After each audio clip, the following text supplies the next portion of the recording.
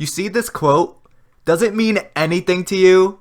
Yeah, it sounds kind of inspiring, but who's this Tim guy?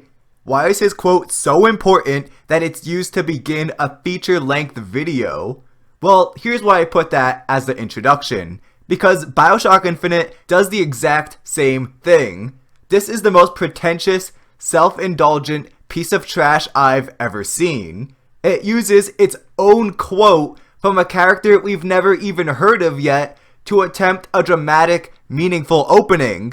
Gosh, why can't you be more like Infamous, one of the best games of the 7th gen? Look, it quotes Abraham Lincoln, one of America's most famous and most popular presidents. It doesn't quote itself. Guys, I'm gonna be blunt. I have never played any game worse than BioShock Infinite. It's a horrible, downright awful game that takes a steaming dump on all logic and reason. It came out when I was only in middle school, and I still can't believe how bad it is and how badly I was lied to by gaming media. 9.5 on IGN, 94% on Metacritic, 9 on GameSpot. Scores like that better describe how painful the experience was. I've never seen anything so bad be so overrated. Heck, even Frozen was more deserving of its hype than this, and that was for 6-year-old girls. Thankfully, in the following years, more and more gamers began to come out and condemn this nightmare, pointing out how awful it truly is. But this game has so many layers of terrible, far more layers than Shrek and his onions can ever dream of, that I really have to dig into this mess just to see what went wrong here. You can think of it as either a rant, video essay, analysis, or straight up autopsy. Yeah, let's go with that last one. So, what made BioShock Infinite the very worst game I've ever played? Let's dig this up.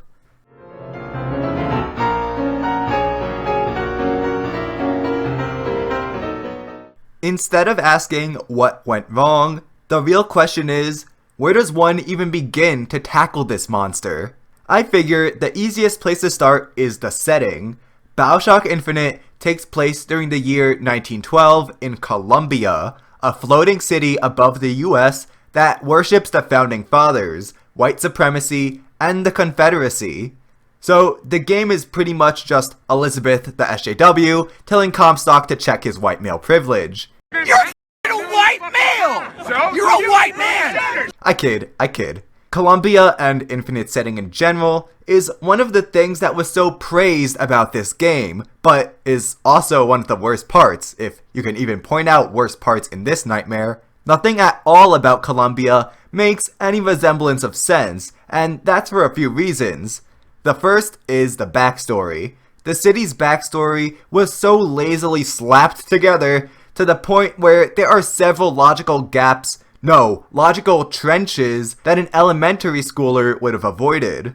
So, Columbia was completed in the year 1893 with the technological advancements made by Rosalind Lutece, with her discoveries in quantum physics and levitation allowing it to fly. And so it did, traveling to distant shores to show off American exceptionalism. That was until the leader, Father Comstock, decided to, blow up China. Colombia reacted to the Boxer Rebellion by blowing up Beijing. Huh, but if you think that's rough, wait until you see what Japan does.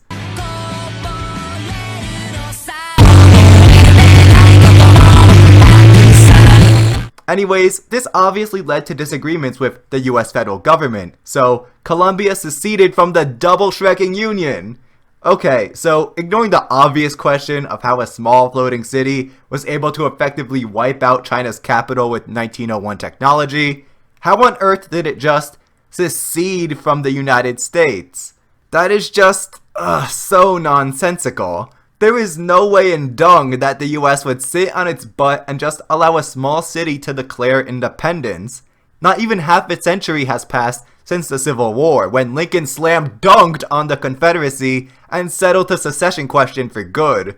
Heck, even President Andrew Jackson threatened war against anyone who tried to leave the Union way back in 1833, when South Carolina first threatened secession over the feds increasing tariffs. Okay, South Carolina, as long as you don't try it again, right? It's America.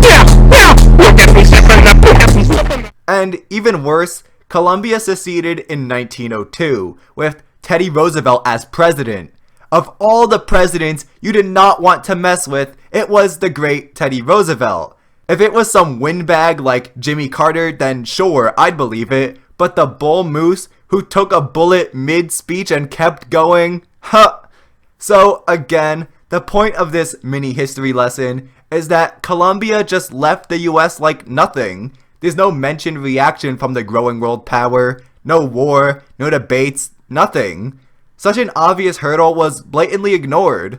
Well, wait, Colombia disappears into the clouds as I understand it, but Booker finds it sitting there right above Maine. If Comstock is trying to hide, he sucks. No matter the location, it would be so easy to spot any city floating in midair for dozens of miles. And as far as we know, there's no cloaking mechanism. Also, there's this prophecy that Colombia will come back to bring judgment on the entire world under the control of Elizabeth, aka the seed of the prophet or the lamb, whatever you call her. We see this come to fruition when Booker fails to save her. And this isn't the 1902 or 1912 world, nah, this is decades into the future, certainly past the Great Depression and World War II, as we can tell from the buildings in New York and Elizabeth's age. So how does Colombia plan to attack all of humanity with cannon fire when they have nuclear weapons? One hydrogen bomb later and Colombia is dust.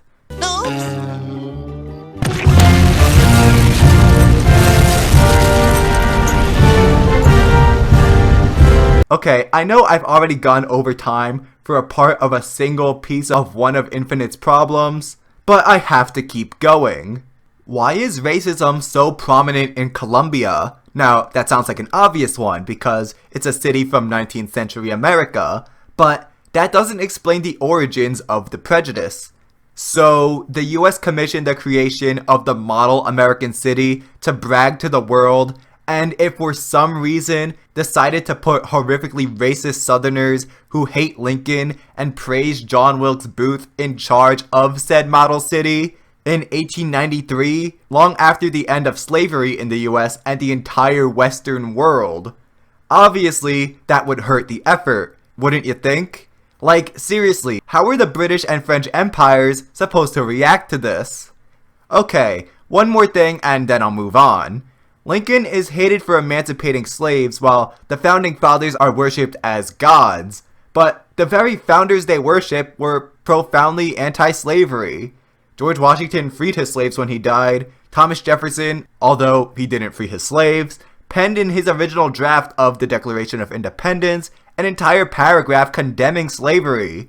And the only reason it didn't make the final cut was because Franklin knew they needed the loyalty of the southern states to win the war. Yes, these were complicated men with their upsides and downsides and contradictions, but none of this is ever brought up or even considered.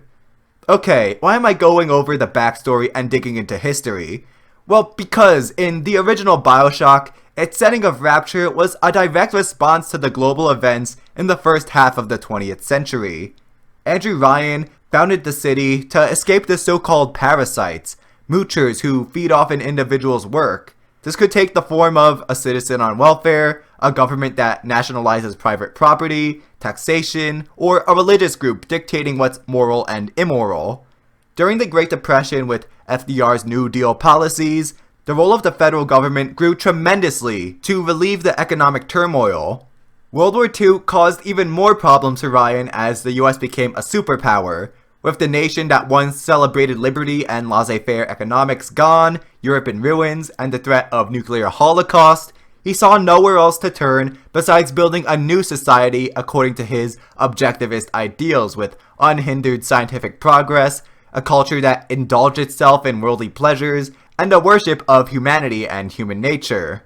Rapture was a well-crafted, intelligently designed setting that benefited from the creators opening a history book. Remember to take notes because I'll be coming back to the real BioShock many times later.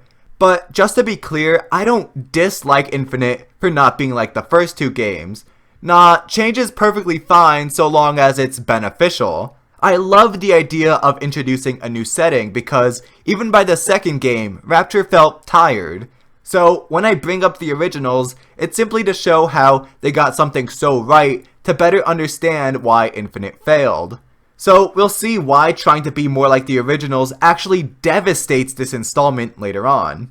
Anyways, the backstory and events surrounding Columbia are just too unbelievable and leave too many important questions unanswered. The other place where BioShock Infinite fails here is in fleshing out its setting in general. Nothing about Columbia feels real, as if the city doesn't function or even exist outside of the surface level stuff we are shown and or told. It's like being on an amusement park ride as the game holds your hand and takes you step by step to the highlights it wants to show you. But think about anything too hard or look too closely and the illusion falls apart. Off the bat, Irrational Games shot themselves in the foot by advertising Columbia as a living, breathing, functioning city as opposed to Rapture, which had just collapsed into total chaos when we first saw it. Sadly, this vibrant world to run around is far from what we actually got in 2013. Yes, Columbia is populated by sane humans like any normal city, well, besides LA, but again, all we get from the city's inhabitants is bland, with almost zero interaction. The player will walk past a group of people, listen as they give a line of basic dialogue. After the soundbite is triggered, the people just stand there staring at each other. Admittedly, this is only a minor nitpick. The real problems occur when the player actually tries to interact with people. Towards the beginning of the story, you get to enter running shops along the city streets, but you can't buy anything, even if they have something you want on display. Really, the only item you can actually purchase is a hot dog from a vendor, which gives you minimal health, which you probably won't even need at the time because nobody sells hot dogs in the middle of a combat situation. As opposed to buying things from, people like any normal community would, it's just like the original games, purchasing items from vending machines voiced by Ken Levine, except this time without all the catchy jingles. Even after all the trash Infinite tosses your way, probably the worst part of the game, period, is in the shantytown. After a brief walk from the entrance, the player will see a small shop set up with homeless societal rejects lined up. Among the food they're distributing is an infusion. Now, these infusions are important and rare collectibles as they can increase your max health, max salts which power vigors, or shield which allows you to take hits without losing health.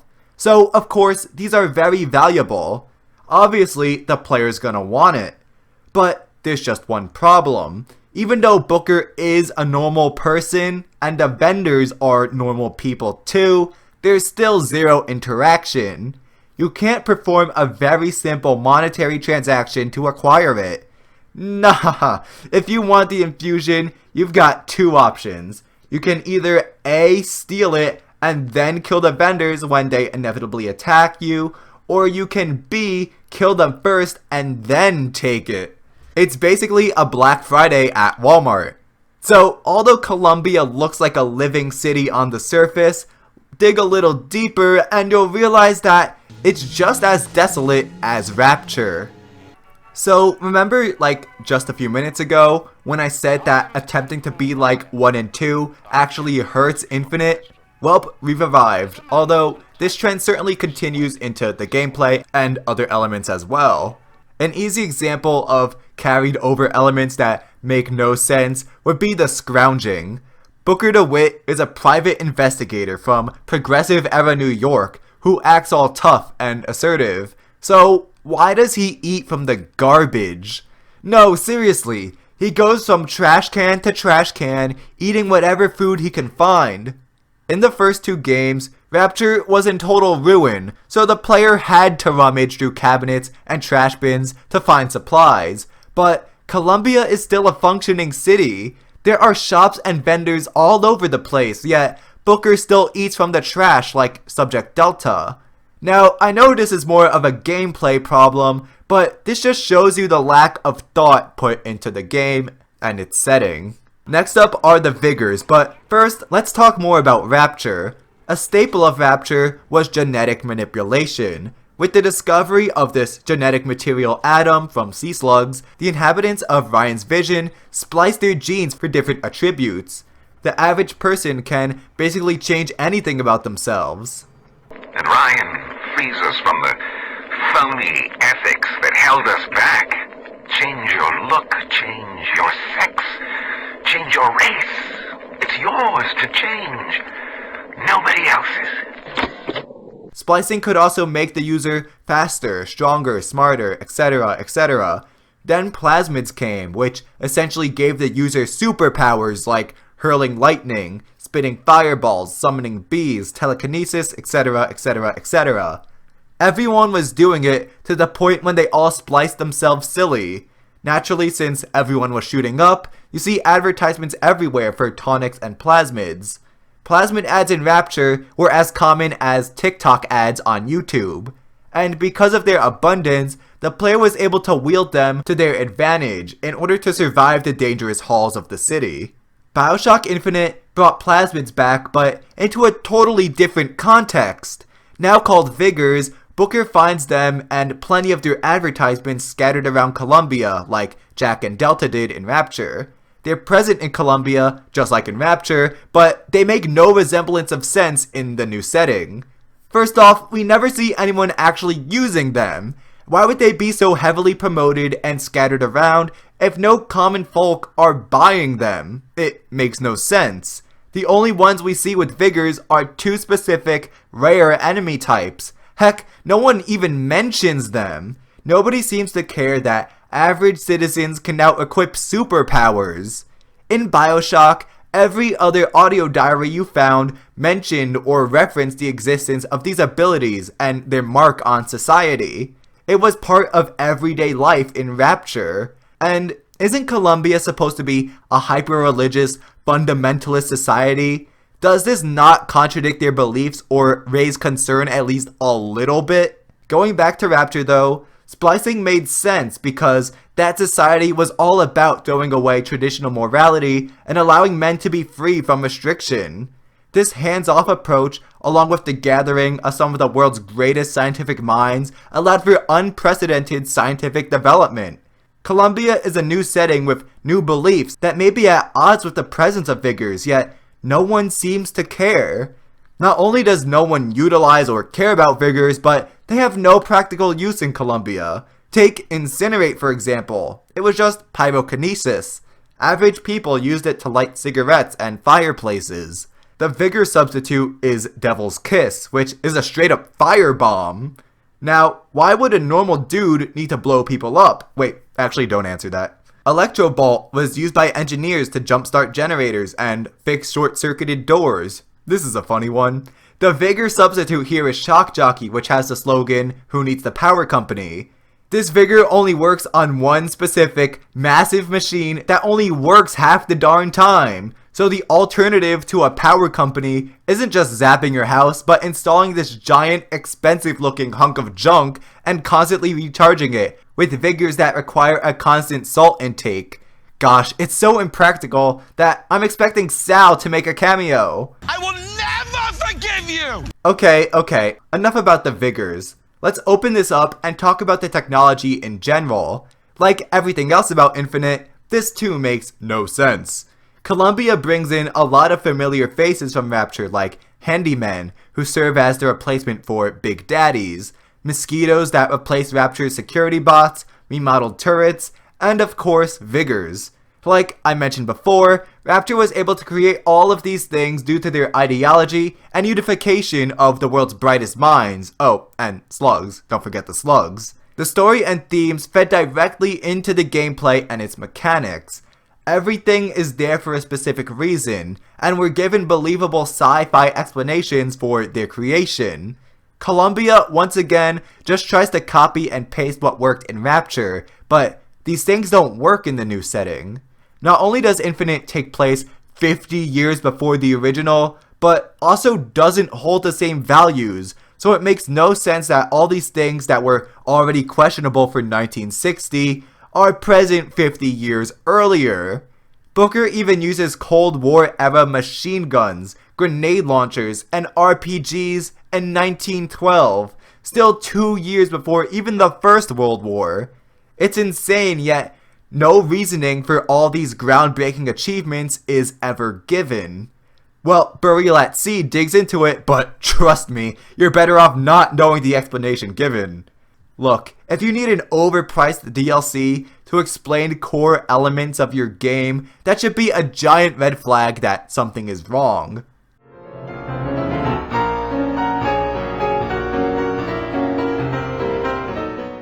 Gosh, that was long. I'm sorry, it's not my fault Irrational Games forgot how to create an engaging setting.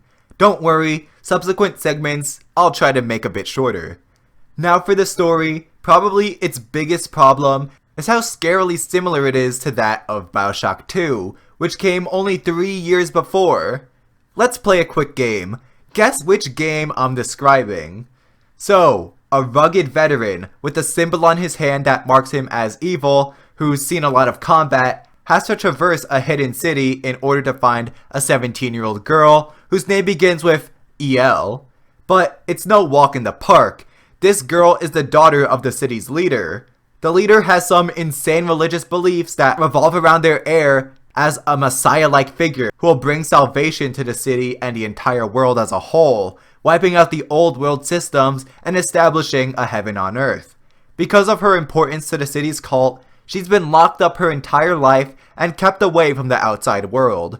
EL Girl is reluctant to follow in her parents' footsteps, so when the protagonist arrives to bust her out, they team up and use her overpoweredness in an effort to escape the city and save themselves. And of course, they're not gonna let her go easy. The leader's not just gonna let their child be kidnapped, so they send waves and waves of enemies to stop you. Oh, and also in some roundabout way, the protagonist is the girl's father. Sadly though, the veteran dad dies in the end. Okay, now time to guess which game, Infinite or BioShock 2.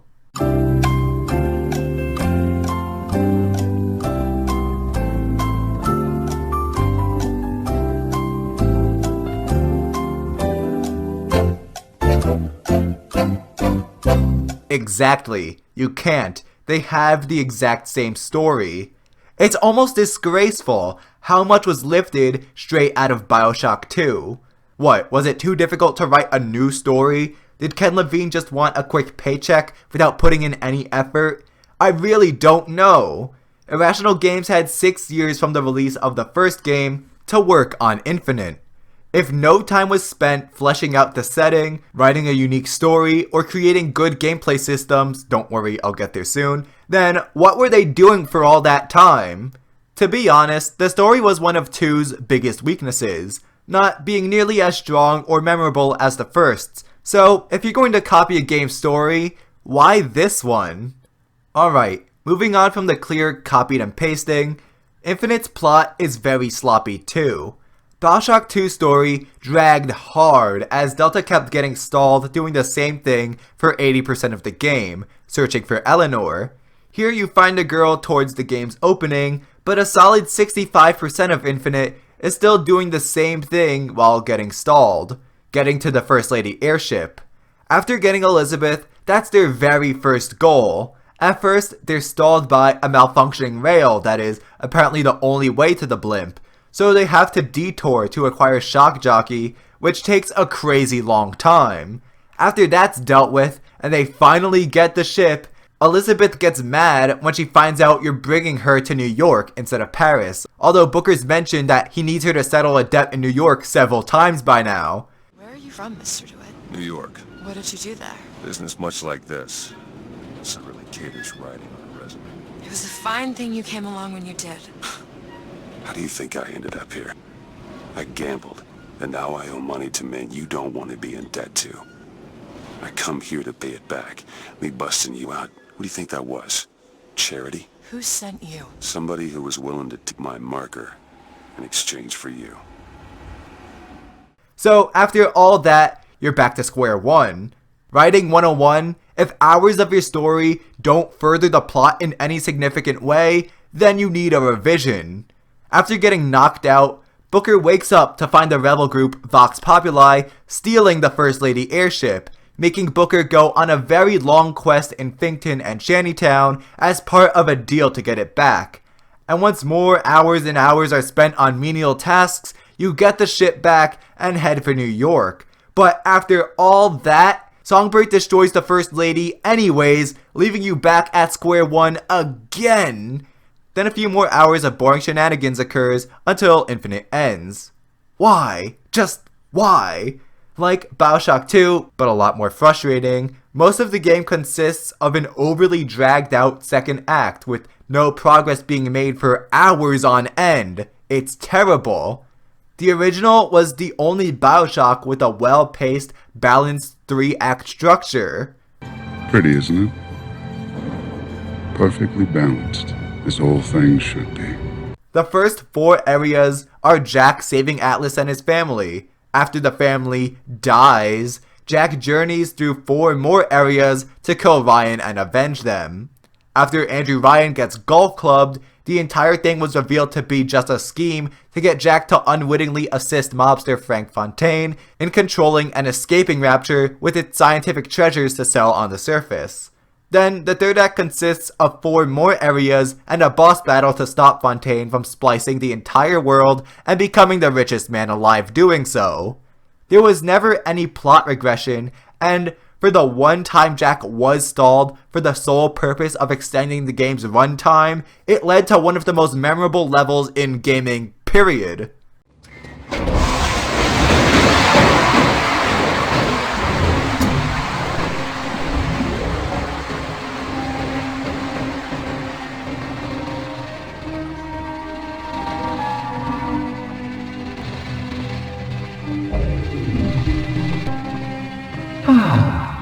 That's better.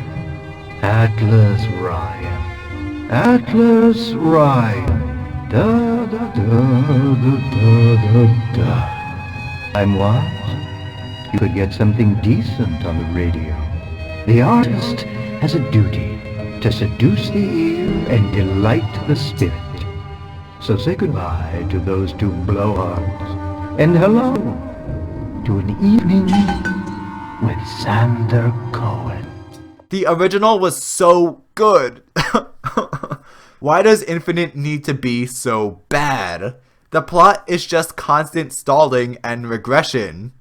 Once all the back and forth nonsense finally stops, we finally get to the ending. Oh my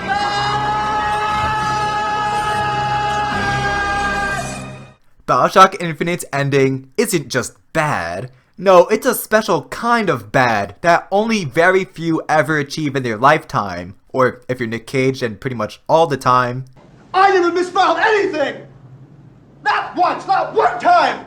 Sadly, there's so much suck bundled into the last half hour that I can't give one single reason for what the Shrek happened. I guess a decent place to start is on Comstock's flagship, the Hand of the Prophet. Now, I'm not gonna lie, endings have never been BioShock's strong suit. The original had a pretty good, okay finale with Fontaine, but I imagine it's no one's favorite part of that game, although the ending cutscene is very touching. BioShock 2 opted out of a finale and just chucked a bunch of enemies your way in the last few minutes. Infinite, however, has this incredibly stale horde mode, as waves of enemies come your way. Many found this to be a disappointing climax, myself included, because Songbird was built up to be this intimidating force to be reckoned with. There would be posters warning you about Songbird, kids even had their own nursery rhyme about how deadly this guy was. He occasionally appeared to scare Booker and Elizabeth, and halted their progress too. It became clear that escaping Columbia would mean killing the darn thing. It also doesn't help that his design is reminiscent of the Big Daddies from the first 2 games, something that the player routinely thought. But no, Infinite had a better idea. Instead of a dramatic battle between the captive and her guardian, who was also her only friend, it turns Songbird into an ally who you use to fight blimps as you take out the horde. Oh. It was such a waste of one of Infinite's few and far between good ideas. I see you found our bestseller. Another shortcoming of the ending is that simply, it's all smoke and mirrors. Instead of providing a satisfying conclusion to this dragged out story, Infinite chooses to distract the player so they forget about all the shortcomings, but all this does is lead to another dragged out scene and some extremely hammy dialogue. What is that? It's a key. Where did it come from? It's always been there. I just couldn't see it. I just couldn't see it. He was a thief! A criminal! A story about infinite realities isn't hard to explain. Into the Spider-Verse just recently came out and had no trouble with this, but this game takes you on a 15-minute journey as Elizabeth tries to explain this concept to Booker and, by extension, the player. She uses lighthouses to illustrate this concept, as each lighthouse represents a door to a different yet similar reality. But small winks and nods are apparently not enough for these writers. So she proceeds to take the player to Rapture, again for no reason besides smoke and mirrors. Please ignore all the obvious flaws. Here's Rapture. Look, it's the first level in BioShock. Love me, love me. I was speechless at that point.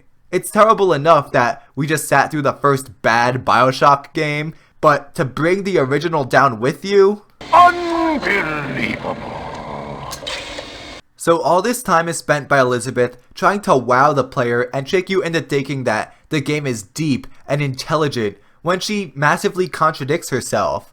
We just established that there are millions upon millions of parallel universes. Infinite.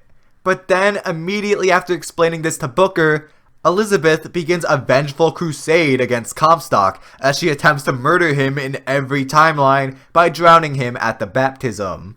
This takes us back to that pivotal moment in Booker's life, but instead of getting dunked by a priest, all the variations of Elizabeth throughout the story drown him, ending every Booker before he starts the path to becoming Comstock. But of course that doesn't work, because there are infinite realities. She just told us this. Infinite means infinite.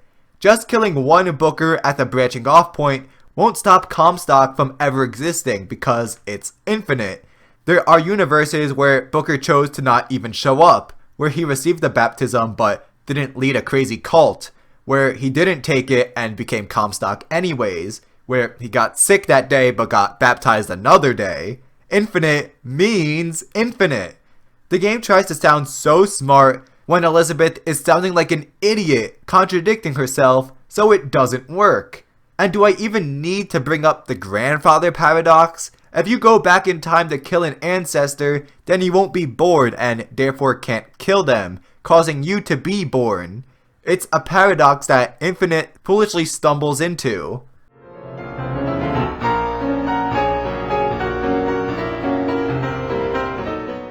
This may come as a shock, but I don't hate the lead Booker the Wit. But that's simply because there's not much to hate. He's your rugged, generic, grumpy old veteran who can handle himself in a fight.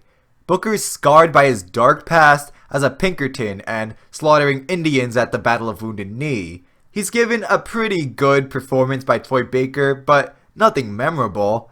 My only real gripe with the lead is how stupid some of his decisions are. Like, seriously, Booker has no thought process. At the start of the game, Booker's delivered a note that specifically tells him not to pick number 77 at a raffle. Then, at the raffle, guess what number he picks? I'm kidding, it's a raffle. He doesn't know the number he's gonna get. But when he sees that he got ball number 77, Booker has no reaction at all. He doesn't try to choose again. He doesn't give the ball to someone else. Nothing. Then, shortly after, he walks past this sign. Clearly, whoever has the mark AD on their hand is not viewed kindly in this city. So, after noticing that he is literally the Antichrist to the citizens of Columbia because of the AD, he obviously chooses to cover it up with a rag or something, right? Right? Not the dude! No, of course not, because that would require an intelligent decision. Instead, he just walks along like nothing happened. Antichrist symbol out in the open for all to see. He blindly accepts his fate, ignoring the clear warning signs. But the real kicker is this bit right here. Yes, we need to land below and fight our way up to him. Or we can just fly this thing to Paris. Just drop me off if you want to. This isn't your problem, Booker. Or we can just fly this thing to Paris. Fly this thing to Paris. Fly this thing to Paris. After hours upon hours of gameplay trying to get the one and only First Lady airship, after hopping into completely different realities, and after taking so many bullets to the face, this entire time they could have just taken one of the hundreds of small police ships out of the city. After all this time, it was that simple? What in the name of Shrek? Booker has to be the dumbest man alive. BioShock Infinite wants a player to sympathize with Booker, the poor guy who lost his daughter and drinks his problems away. But I don't sympathize with stupid people. If your own stupidity is the cause of your problems, if you could have avoided getting shot at by simply covering your hand or asking for a different ball, then I don't care that you're being shot at. The previous two games did a great job with getting us to care about our protagonist. Jack was a mind-controlled freak who was sold by his mother and whipped up in a lab. All his memories turned out to be fake, and he was a slave to the most dangerous man in Rapture. This was a guy you felt for. Subject Delta was just a deep sea diver when he stumbled upon Rapture, was kidnapped, and then imprisoned. Then the poor dude was shoved inside a diving suit and forced to live the rest of his life following a blood-sucking girl, and even just doing that got him killed. And when he's resurrected and has to find Eleanor, he's going insane while waves and waves of splicers are being thrown at him when he's just trying to save himself. Both were victims of evil men who were willing to do anything, screw over anyone to get ahead. Booker is just an idiot. It's hard to dislike Elizabeth. I mean, come on, she's a fun, upbeat, extroverted bookworm who's seeing the world for her first time. It's like Rapunzel meets Belle, an unstoppable wombo combo of two of Disney's best princesses. I really enjoy seeing her interactions with Booker, who is the polar opposite. They work off each other well and provide Infinite's best moments. Maybe the only touching scene in this entire game is when Booker plays the guitar for her and we hear Elizabeth sing. Will the circle be unbroken by and by and by? Is a better home awaiting in the sky? In the sky. I'm not afraid to give credit where credit is due, but sadly, that's where the credit ends.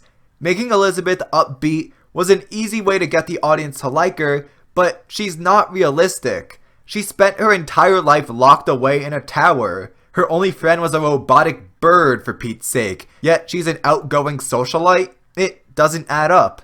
Any girl in those circumstances would be extremely socially awkward, skeptical of everything, and not understanding simple societal norms.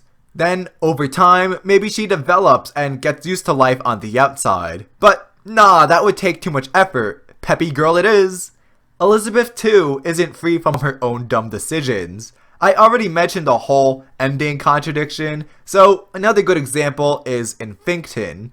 At this point in the story, Booker and Elizabeth have to get weapons from gunsmith Chen Lin for Daisy Fitzroy, leader of the Vox. The problem is that Chen Lin is dead in their timeline, so they hop to another universe where Chen Lin is alive, but in there, he's been deprived of his tools. The two then hop into another universe, but then the Vox already have their weapons, are waging a full-scale war, and Booker was martyred.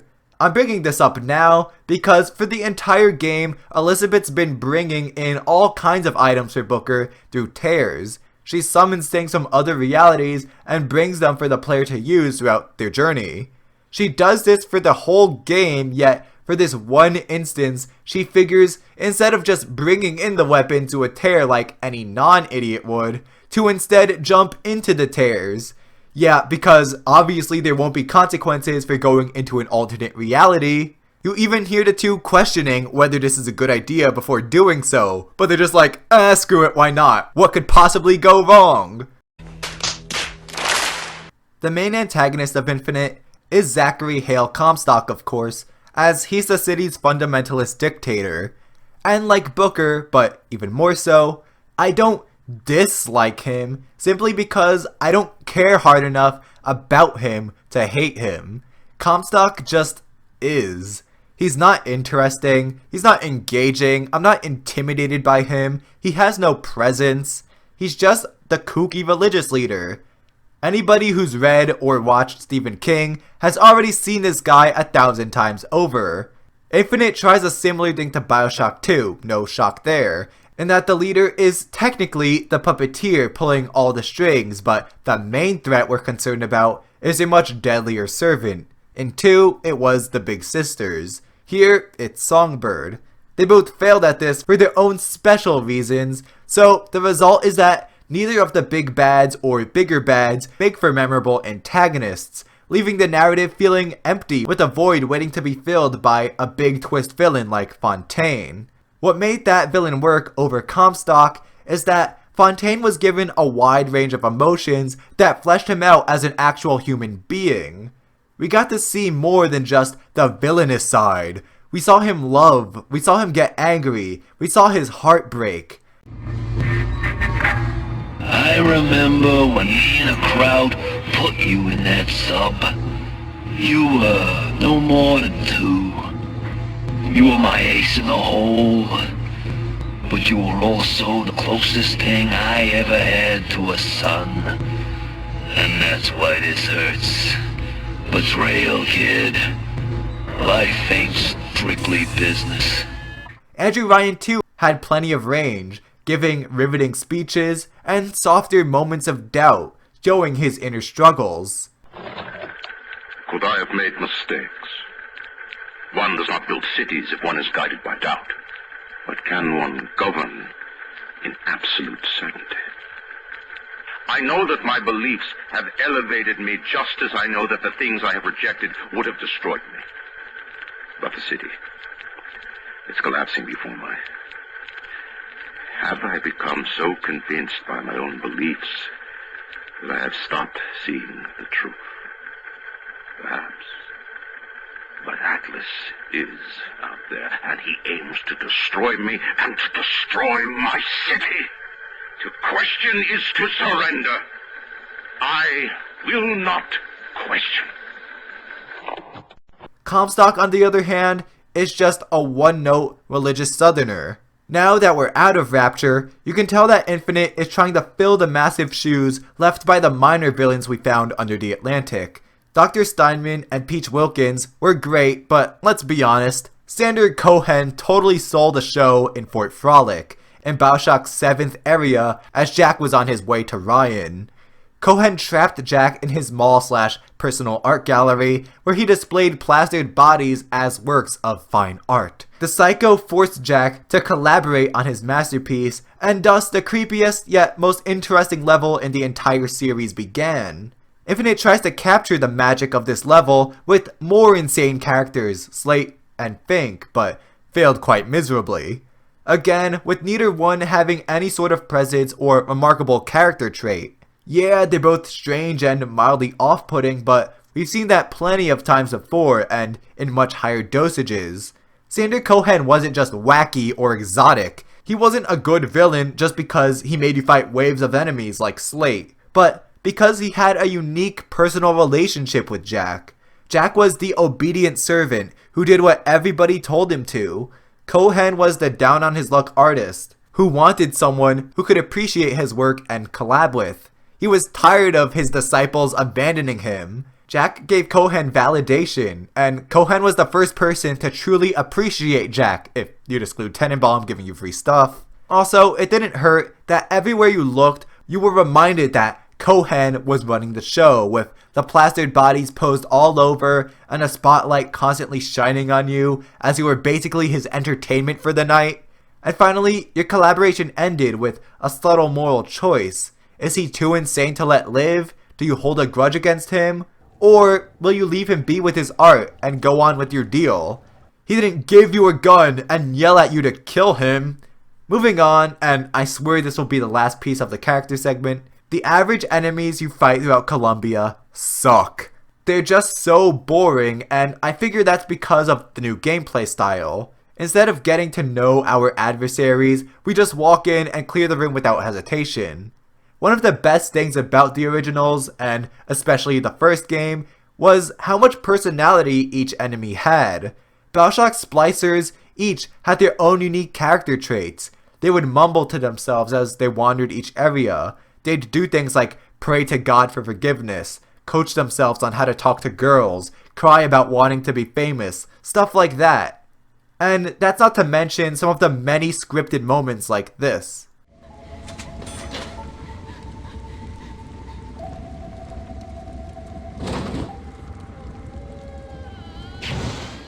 This made BioShock one of the very few games that bothered to humanize the many henchmen you fought.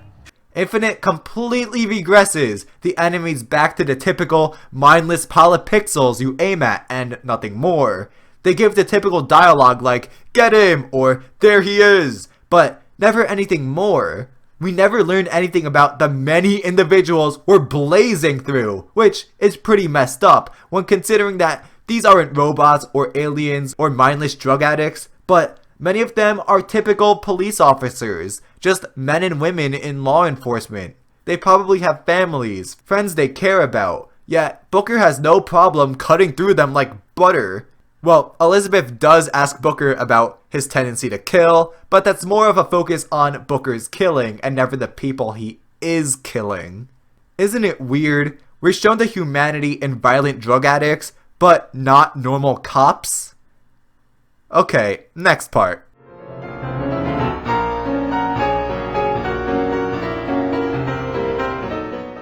BioShock Infinite keeps the contradictions going in the gameplay department. On one hand, it wants to be another BioShock game, so many things carry over, but on the other hand, it wants to be more of a mainstream, first-person shoot-'em-up like the contemporary CODs and Battlefields. Needless to say, this balancing act doesn't work, and many times the two are totally at odds with each other. For example, Infinite has a weapon upgrade system like the original two games. Before, weapon upgrades were given through rare and hidden vending machines that granted a single upgrade for no cost. The real trick was finding them all. Infinite takes a different approach. Instead, it turns these upgrades into a regular common vending machine that you pay buttloads of money for. But regardless, weapon upgrades don't work together with the new 2-weapon limit. Yeah, that's right, in this game you're only allowed 2 weapons at any given time, similar to Call of Duty and Uncharted. The result of these two gameplay elements being smushed together is that weapon upgrades become a gamble. You never know what 2 weapons you'll have in the next minute, or which guns will be around in the next area, so it's common to get stuck with weapons you haven't touched in terms of upgrades, making you a lot weaker. So you can't just focus on upgrading your favorite guns, but have to guess what'll be readily available. In every other game where weapon customization is an option, those guns are your babies. You pour out all of your heart and soul into making them the best guns around, but not here. In the first 2 games, you had all of your guns on you at all times, and they were the same ones from the start of the game. Every time you pulled out your shotgun, you knew it was the one you violently fought with as you got ambushed in Medical Pavilion. And every time you upgraded them, there was a new attachment to make them look cooler. They were personalized. You know, the whole, there are many like it, but this one is mine. There aren't even cool additions to the guns anymore. You just get another tick and an invisible stat boost. If things weren't bad enough in the first half of the game, it gets a whole lot worse as you go through the second tear to the Vox-controlled world. Suddenly, the quantity of available guns gets doubled as Vox versions of weapons become available. Now there are twice the amount of weapons to upgrade and half the chance of running into your favorite guns. All your upgrades are almost wiped clean because now you have an entirely different batch of guns to worry about.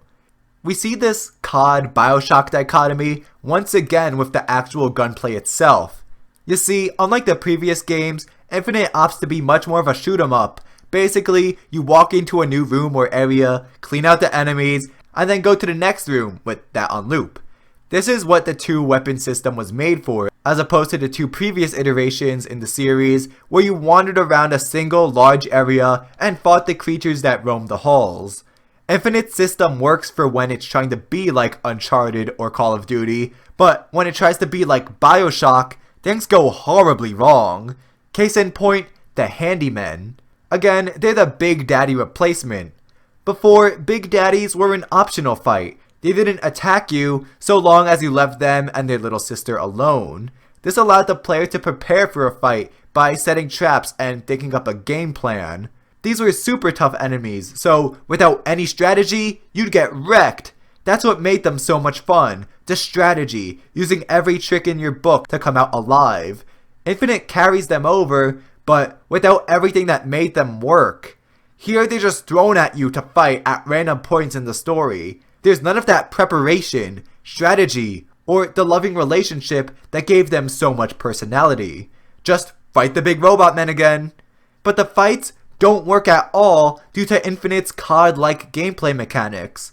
Carrying only 2 weapons at a time means that you can be stuck with guns that don't suit this particular fight, like the sniper rifle, shotgun, or pistol.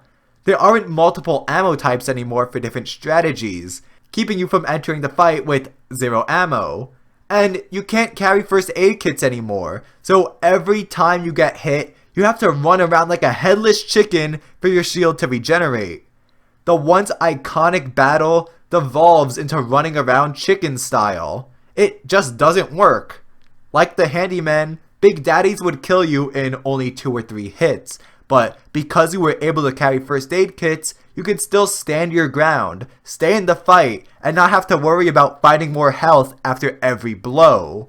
And you didn't have to worry about running out of ammo and needing to find new weapons, because not only did you have all of your weapons on you at all times, but each one had 3 unique ammo types. BioShock Infinite's gameplay is alright in the small fights, but when the game gets challenging, the gameplay mechanics start to break down. In the originals, it was fun in the small fights, but in the battles with Big Daddies and bosses, that's where the gameplay really shined, because all the different gameplay mechanics joined together in unison in these desperate attempts to survive. The weapons worked with the plasmids, which worked with the environment. Meanwhile in Infinite, everything just breaks down. Oh yeah, and that reminds me, the environment. What made the original's gameplay so engaging was that every room was different. The layout, the setting, the circumstances were always shifting, which greatly impacted how you fought. Every room required a different strategy, as you had to take advantage of whatever the world gave you. Security cameras, turrets, pools of water, oil spills, oil drums, health stations, trap balls, splicers, and heck, even store windows affected the way you played, so you constantly had to think on your feet. Everything about Raptor was yours to manipulate, to get a leg up on your enemies.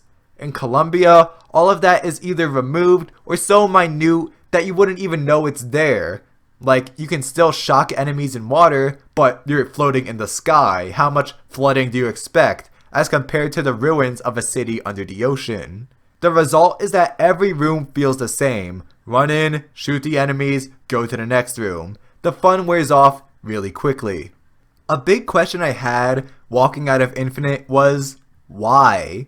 Why were all these game-breaking changes made?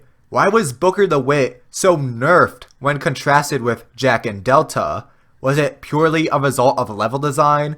Was it simply to appeal to a more mainstream audience? These were the thoughts that ran through my head until it hit me like a freight train. Elizabeth. Elizabeth is the key. Do you remember all the advertisements, all the trailers and articles leading up to the release? Do you remember how powerful and important they made her seem to the gameplay? She was able to do crazy things with telekinesis, summon storms, and flat out demolish waves of enemies. Elizabeth was supposed to be an all-powerful force of nature, but it was too much. Whether it was the technology, time constraints, or some other creative limitation, her abilities had to be toned way down. In the actual game, she can't do nearly as much as advertised, so how do they make her still appear to be useful? Simple. handicapped Booker. Trust me. God's sake. It's for the best. Hey, please! Almost done. Just one more.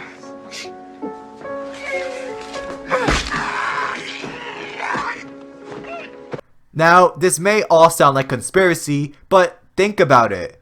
What are the things that Jack and Delta could do that Booker can't?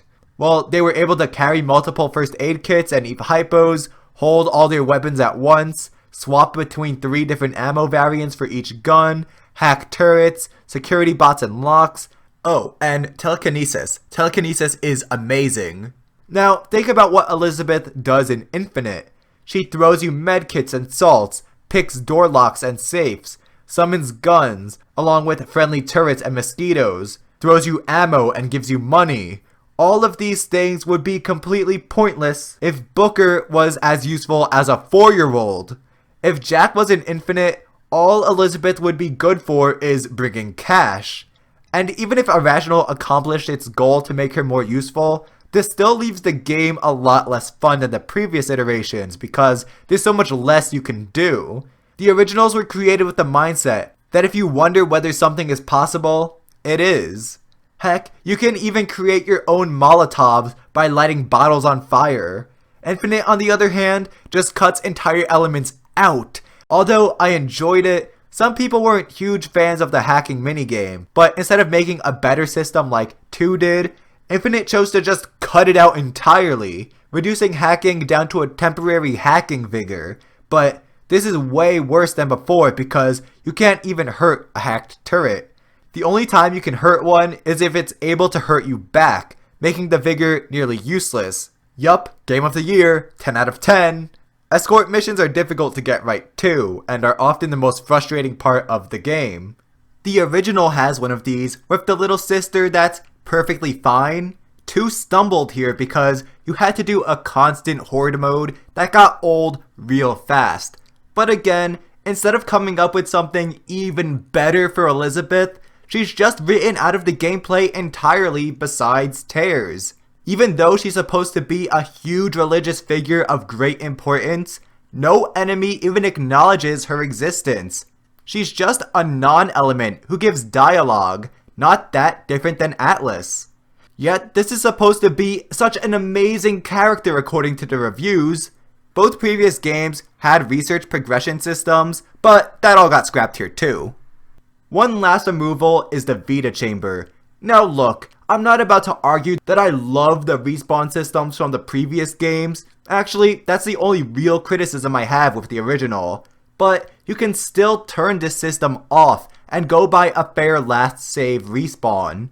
However, instead of working to make this system work or come up with something better, Infinite simply has Elizabeth revive you, costing you money, and simultaneously healing up your enemies. Now, this isn't a bad idea on its own. It actually sounds like a step in the right direction at first. But like many things about Infinite, it gets undercut by other gameplay elements that it doesn't mesh with.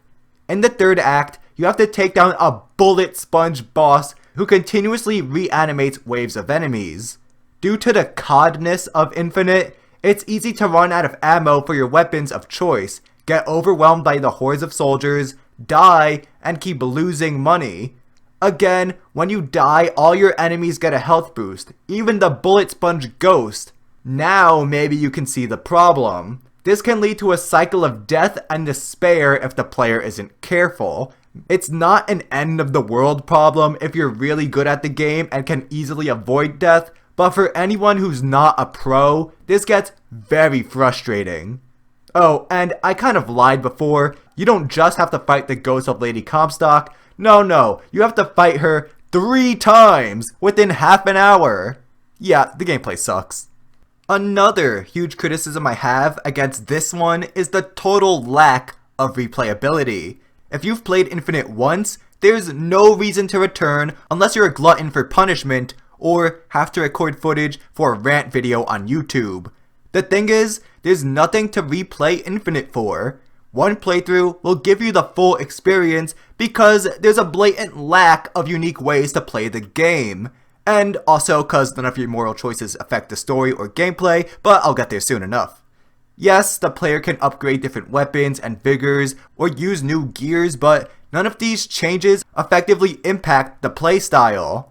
Really, most of the upgrades, once again, are invisible stat boosts that you don't really notice. And the gears, what, you automatically reload when jumping off a rail, increased clip capacity, chance of lighting up enemies through melee. Yeah, these are mildly helpful, but nothing major in the slightest. They're also minor and unnoticeable that each subsequent run-through will feel the same as the first. I've gone through this game 4, maybe 5 times now, and haven't felt any difference in a single one of these playthroughs. Now, let's contrast that to the previous 2, which are both infinitely replayable. See what I did there? Every single run-through felt unique because there was so much customization that fundamentally changed how you played. Gene tonics were total game changers.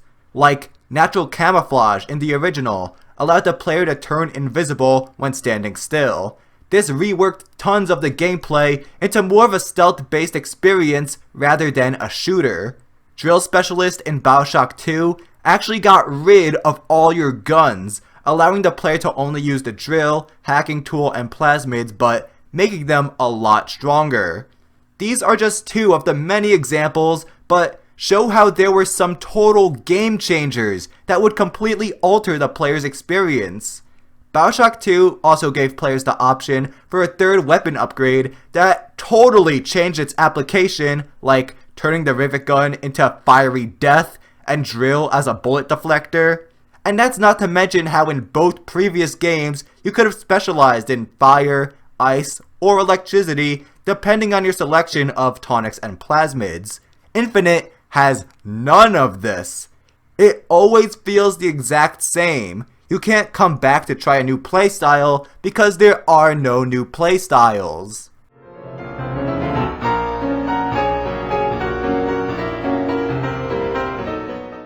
After dragging myself through this mess, the theme of choice stood out to me the most. Choice is so prevalent throughout Infinite's story, as each choice we make opens up an entirely new world of possibilities. Booker DeWitt's most defining moment came at his baptism. Does he receive it or not? In the universe he does, he becomes Comstock and leads Columbia. Where he doesn't, he winds up a depressed drunk who sells his daughter to, well, Comstock. Also, if Booker fails to save Elizabeth, the world essentially ends. If he's successful, well, we don't see, but he gets his daughter back. Actually, it's the choices of the Lutesses that kickstart the events of the story, as they decided to help Booker get Anna back after Comstock tried to kill Rosalind in his reality. Then Infinite provides the player several choices to make throughout the course of the story. At the raffle, do you chuck the baseball at the shamed interracial couple or think? What should Elizabeth wear? The bird symbolizing freedom and her potential future, or the cage that symbolizes captivity and her past? Should you point your gun at a suspicious worker on the phone? Will you give Slate a quick death, or leave him for Comstock's men? These are presented as important choices. Now, choice isn't new to the series, but there's a heavy emphasis on it here, as, again, one small choice can alter the course of history. The problem comes when you realize that your decisions are pointless and don't impact the story or gameplay in any meaningful way. Heck, even forgetting the big cinematic choices, you can run around and gun down random, innocent, unarmed civilians and get no response from Elizabeth and have no effect on the story or gameplay itself, completely contradicting the message Infinite is trying to provide. Either that, or the message is that we really don't have a choice, and we're all destined for a single painful outcome that's far beyond our control. Now, this is certainly hinted at, but this would be contradicted by all the backstory, most notably the baptism. Now, I've been super negative for the vast majority of this video, and rightfully so, but I do appreciate what the writers did with the Vox Populi and their leader, Daisy Fitzroy. At first, Elizabeth viewed them as noble heroes fighting for the common people and stopping oppression. The racial minorities look up to them as saviors. They all seem well and good, but naive little Elizabeth realizes over time that they're just as bad as Comstock and his men, calling for a white purging. Like all of us, Elizabeth starts off naive, not understanding the intricacies of the world in which she resides. It's an innate desire in all of us to root for the underdog, for the everyman rebels standing up to their elitist oppressors. However, life doesn't tend to work out this way. Usually rebel groups are just as, if not more extreme than their leaders. And even if movements begin for a worthy cause, they're all too often hijacked by extremists who are looking for any opening to spread their ideology. The Vox are a great fictional example of this. Yeah, that's right, I just gave a compliment. Congratulations, you actually did something right. Well, this gets ruined in Burial at Sea, like most of the lore, but whatever, it was good here.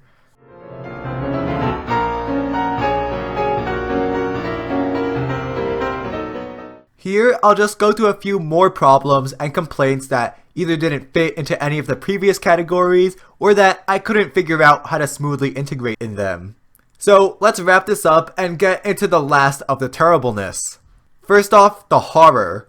What happened to the horror? Now, BioShock was never an Amnesia or even a Dead Space, but each game had strong horror elements, putting plenty of effort into creeping out the player with strange imagery, unpredictable enemies, and many wild set pieces.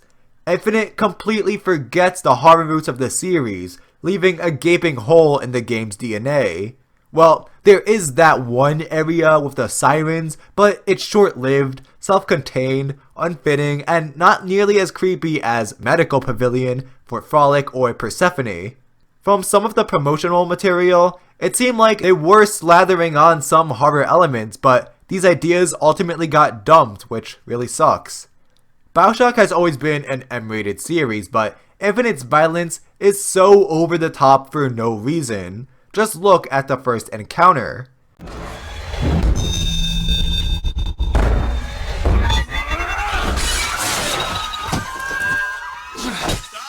It's just another example of how Infinite thinks it's so mature and so amazing when really it's trying so hard that you can see how immature it really is. It's the middle schooler of the series.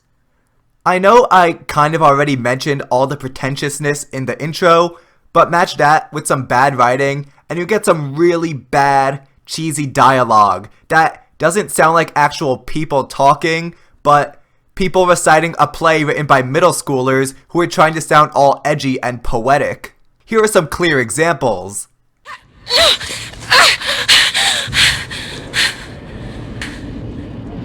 Are you real? Real enough. Smother him in the crap. Smother. I will stop him.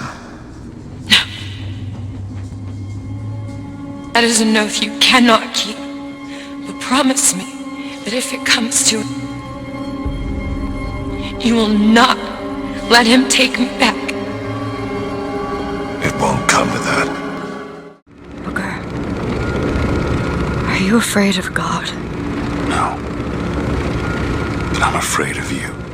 The music is boring. Yeah, I know this is 1912 and there aren't many options for good songs, but even the original score pales in comparison to the others. And finally, I've always hated the Lutesses, not only because of their super posh, smug, and annoying personalities, followed by accordion music, but their only role in the game is to serve as an exposition dump.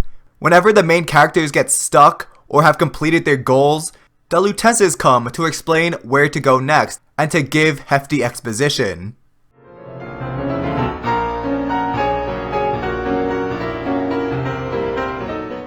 Irrational Games' 2013 release, BioShock Infinite, is a giant, tangled up mess. 99% of its overly long and dragged out runtime does not work in the slightest. There are so many terrible things in Infinite that would easily be the worst part in any other game. It's super pretentious, screaming a sense of self-importance. Columbia's backstory leaves way too many massive questions open for us to buy that this place actually exists the way it does. Elements from previous games are carried over, even if they have zero place in Columbia. The setting in general is underdeveloped. The story is lifted straight out of its already less than stellar predecessor. The plot is super repetitive and involves tons of backtracking.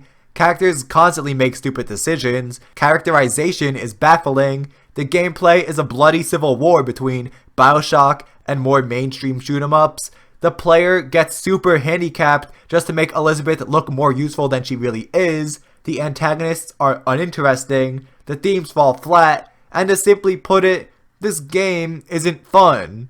And that's me attempting to be impartial, judging it by its own merits, as its own game, but as an entry into the BioShock series, it's even more horrible. The unsettling and disturbing horror elements that define the others are nowhere to be found with the exception of one mildly weird scene. Nearly all the gameplay mechanics that made the others so unique are also mysteriously absent or mutilated to the point of losing recognition.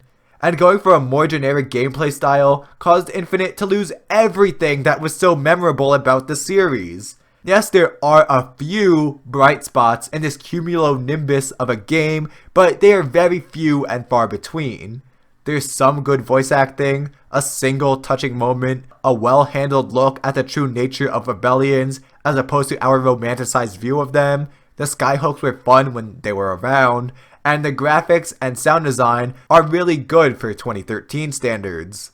Sadly, these small glimmers of light fail to save this colossal disaster that single-handedly sank one of my favorite series, which included my all-time favorite game and favorite DLC. And all that is why BioShock Infinite is the worst game I have ever played.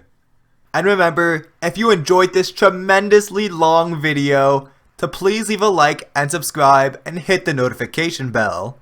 Happy New Year's!